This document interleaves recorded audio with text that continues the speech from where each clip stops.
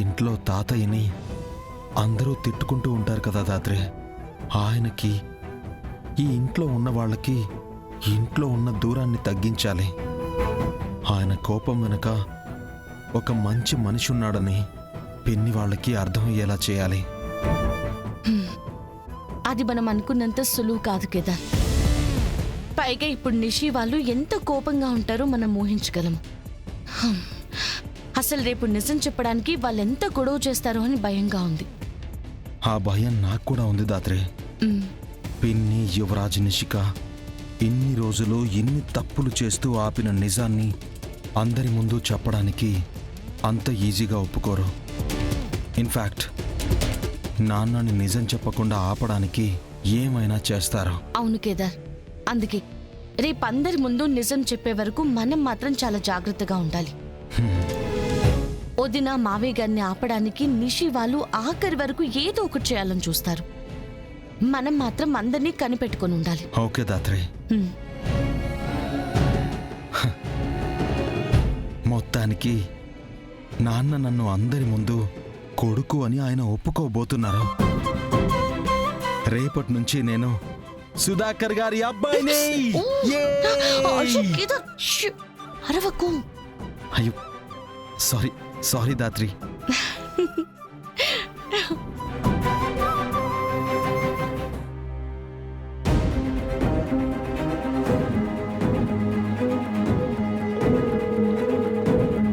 చెప్పు సిరి.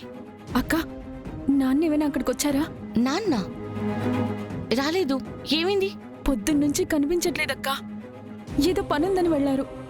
వస్తారనుకున్నాను కానీ ఫోన్ చేస్తుంటే ఎత్తడం లేదు. నాకు భయం వేసి నీకు ఫోన్ చేశాను. నాన్న పొద్దున్న నుంచి కనిపించకపోతే ఇప్పుడు నువ్వు ఫోన్ చేసేది? సరే, నువ్వు టెన్షన్ పడకు. నాన్న ఎక్కడుంటారో నాకు తెలుసు. నేను తీసుకొస్తాను. సరే అక్క.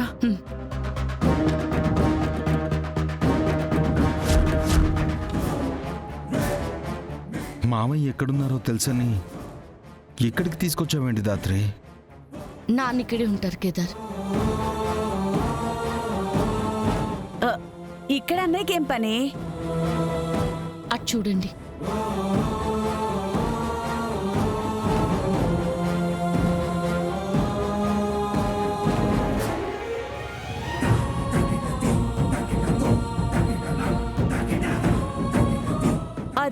అది మీ సమాధి పిన్ని.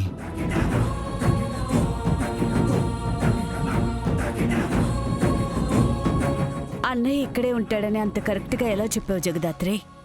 అమ్మ ప్రతి బర్త్డేకి నాన్నలా అమ్మ సమాధి దగ్గరకు వస్తుంటారు అత్తయ్య. ఆ విషయం ఇంట్లో ఎవరికీ తెలీదు. ఇవాళ మీ బర్త్డే కూడా అత్తయ్య. హ్యాపీ బర్త్డే అత్తయ్య.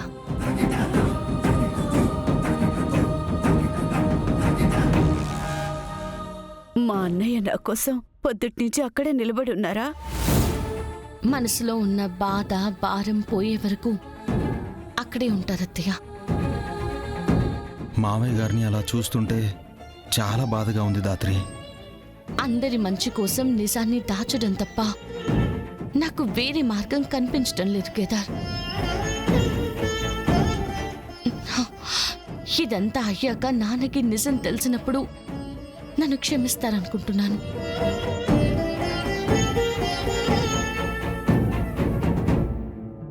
అన్నయ్యని ఇలా చూడలేకపోతున్నా ఏదో ఒకటి చెప్పి ఇక్కడి నుంచి తీసుకెళ్ళిపో జగదాత్రి. సరే అత్తయ్య, పద కేదార్.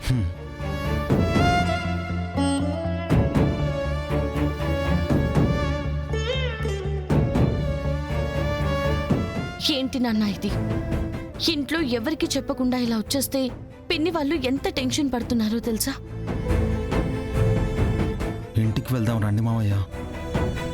మీ మామయ్య చనిపోయిన తర్వాత మీ అత్తయ్య ఇలా మూర్ఖంగా మారిపోయింది. కానీ అంతకుముందు నువ్వు నా చెల్లెలు రాగిణిని చూసి ఉండాల్సిందమ్మా.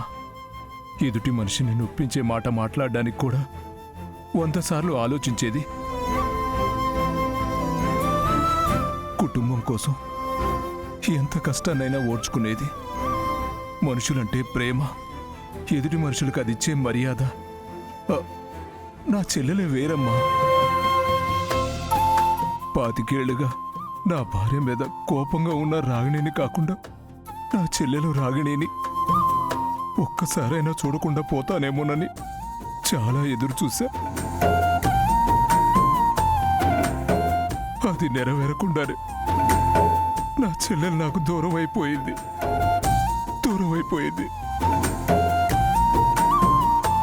మా నాన్న చనిపోయినప్పుడు కూడా నేను ఇంత బాధపడలేదమ్మా. ఎందుకంటే ఆయన పోయినా నాకు నా అని చెప్పుకోవడానికి నా చెల్లెలు ఉందనుకున్నాను. ఇప్పుడు రాగిడి నన్ను అనాథన చేసి వెళ్ళిపోయిందమ్మా. మీరు చుట్టూ ఎంతమంది ఉన్నా నా చెల్లెలు లేని లోటు తీర్చలేకపోతున్నారమ్మా. అది చచ్చిపోయినందుకు బాధగా ఉన్నా మీ అమ్మ మీద కోపంతోనే తను చనిపోయిందని తలుచుకుంటేనే నా వల్ల కావడం లేదమ్మా.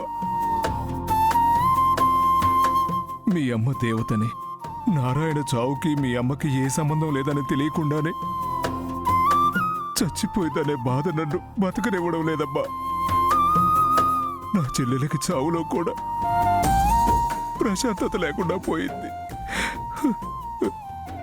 ఏడవకండి నాన్న. పిన్ని ఎక్కడున్నా ప్రశాంతంగా ఉంటారనుకుంటున్నాను. మీరిలా బాధపడుతూ ఉంటే ఆవిడ ఎలా ప్రశాంతంగా ఉండగలరు చెప్పండి? నా తోడ పుట్టిన చెల్లెల్ని నేను కాపాడుకోలేకపోయాను. ఇక నా బతుకులో బాధ తప్ప ఇంకేం మిగిలింది? ప్లీజ్ నాన్న అలా మాట్లాడకండి. లేదమ్మా, అప్పుడు మీ అమ్మని, ఇప్పుడు మీ అత్తయ్యని ఆ మీనం నుంచి కాపాడుకోలేకపోయాను. అసలు చావాల్సింది వాళ్ళు కాదమ్మా, నేను చావాలమ్మా. ప్లీజ్ నాన్న మీరు అలా మాట్లాడకండి. అత్తయ్య చనిపోలేదు. దాత్రి, పర్లేదు కేదార్, ఇంకా నాన్న దగ్గర నిజం దాచడంలో అర్థం లేదు. ఏమన్నావమ్మా? మీ అత్తయ్య చనిపోలేదా? అంటే బ్రతికే ఉన్నారు నాన్న. ఇప్పుడు కూడా ఇక్కడే ఉన్నారు. జగదాత్రి, అత్తయ్య. నల్లని కను పాప రంగుల ప్రపంచం, మబ్బుల వెనకాల వెన్నెల అనంతం. అమ్మా జగదాత్రి, నేను చూస్తున్నది నిజమే కదమ్మా? నేను చూస్తున్నది నా చెల్లెలే కదమ్మా? అవును నాన్న, అత్తయ్య చనిపోలేదు, బతికే ఉన్నారు, మీ కళ్ళ ముందే ఉన్నారు.